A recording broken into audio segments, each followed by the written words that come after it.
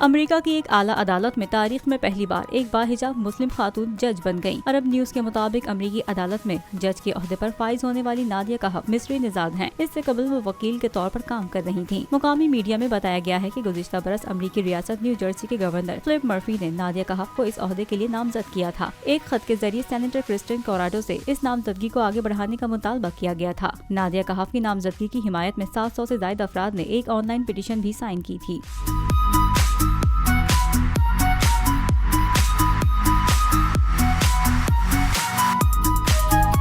Nadia کہف امریکہ کی اعلیٰ عدلیہ میں بطور جج خدمات انجام دینے والی تیسری مسلمان ہیں۔ انہوں نے گزشتہ ہفتے قرآن پاک پر اپنے عہدے کا حلف اٹھایا۔ تقریب حلف برداری سے خطاب میں نادیہ کہف نے کہا، میں امریکہ میں مسلم اور عرب کمیونٹی کی نمائندگی پر فخر محسوس کرتی ہوں۔ میں یہ چاہتی ہوں کہ نئی نسل دیکھے کہ اپنے مذہب پر بلا خوف عمل کیا جا سکتا ہے۔ تنوع ہماری طاقت ہے۔ نادیہ کہف کو فیملی لاء میں خاص مہارت حاصل ہے۔ انہوں نے امیگریشن کے مقدمات میں بھی پریکٹس کر رکھی ہے۔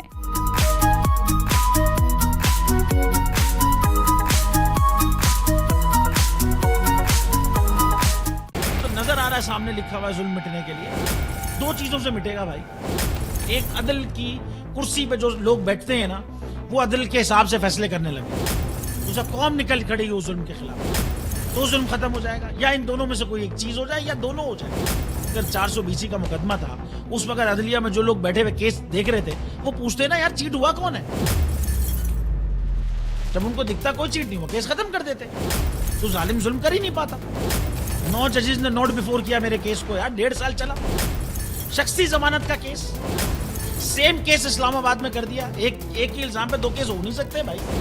مطلب 60 دن کا وقت ہوتا ہے، 102 دن کے بعد میں جیت گیا، کیس بری ہو گیا، 102 دن کے بعد اپیل فائل کی، ایکسپٹ کر لی۔ نہیں کرتے نا ایکسپٹ، ختم ہو جاتا نا ظلم یار۔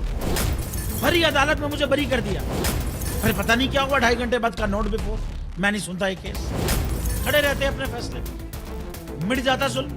اللہ تعالیٰ نے بٹھایا اس کرسی، ان کرسیوں پہ ان کو یار، یہ اللہ تعالیٰ کی طرف سے فیصلے کرتے ہیں۔ تو یا تو یہ فیصلے آئیں گے، ظلم مٹ جائے گا، یا قوم کھڑی ہو جائے گی ظلم کے خلاف۔